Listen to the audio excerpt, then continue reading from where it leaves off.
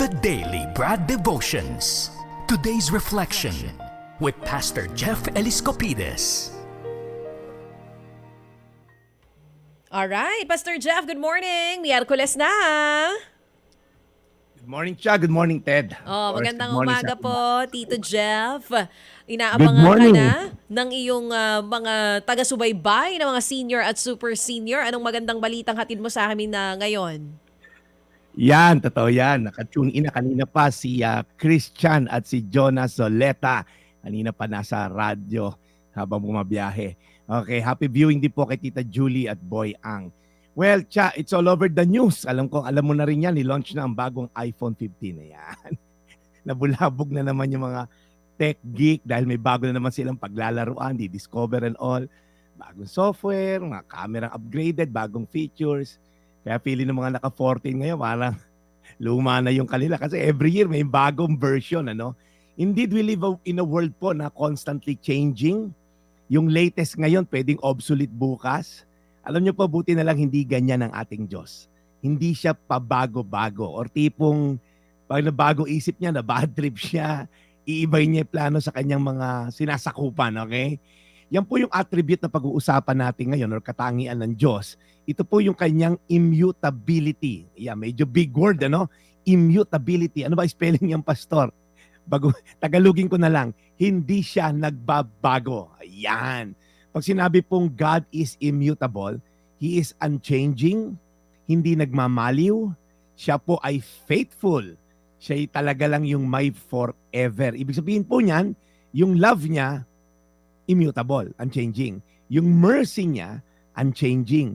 Yung grace niya, hindi raw po nagbabago. Kaya sabi sa Malakay chapter 3 verse 6, I, the Lord, do not change. So you, the descendants of Jacob, are not destroyed.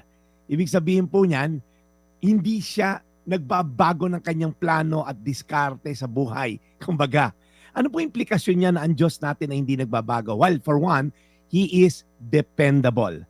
Imaginein mo, Cha, or sa mga tagapakinig natin, kung umu-order ka sa isang fast food na pacham ang luto. Alam niyo pacham? Pachamba-chamba lang. Kahapon ang sarap ng burger niyo, but ngayon frozen yung beef patty. Nung isang araw, maganda luto. Ngayon, ang pangit. Alam niyo po yan yung hit or miss? Malamang hindi ka nauulit kasi sayang yung pera mo, no? Pero hindi po ganun ang ating Diyos. May kumpiyansa po tayo sa kanyang kalidad at abilidad. Ibig sabihin po, yung purposes niya hindi nagmamaliw. Yung pangako niya hindi nagbabago. At sisiguraduhin niyang tutuparin niya to. Ang sabi nga po sa Biblia, our God is the same yesterday, today, and forever. Kaya po pag sinabi nating our God is immutable, sisiguraduhin po niyang yung pinangako niya kahapon ay tutuparin niya. Mari ngayon or bukas. Ibig sabihin din po niyan, talikuran na natin ang ating mga kasalanan kasi ang Diyos po ay hindi nagbabago sa kanyang pagmamahal. Kaya ikaw na parang feeling mo, tinalikuran ka na ng Diyos dahil sa matindi mong mga ginagawang kasalanan, nandyan lang siya. Hindi po siya nagbabago ng pagtingin sa iyo dahil sa pagtalikod na ginawa mo. In fact, parang kwento ng prodigal son, naghihintay siya sa iyong muling pagbabalik. Because the Lord says, I do not change, so you are not destroyed. Tayo po'y manalangin. Panginoon, salamat po sa iyong katangian na you are an immutable God, not changing, never failing, very faithful. Kaya Lord, patawarin niyo kami, Lord. Kung minsan kami pala yung nagbabago, akala namin kayo. Pero Lord, dahil ikaw ay mananatiling mapagmahal, maaari kaming tumakbo sa iyo anytime, Lord God. Sa pagtalikod namin sa aming kasalanan, naghihintay ka upang kami ay iyong tanggapin sa iyong kalooban. Salamat po sa iyong immutability. In Jesus' name. Amen. Amen. Amen. Amen. Lord, salamat po muli sa araw na ito. Thank you, Lord, for the message.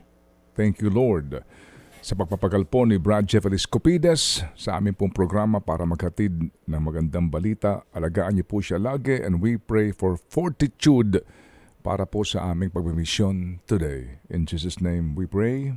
Amen. Amen. Amen. Amen. Okay, Brad. Thank you again. And bukas po ay Huwebes na.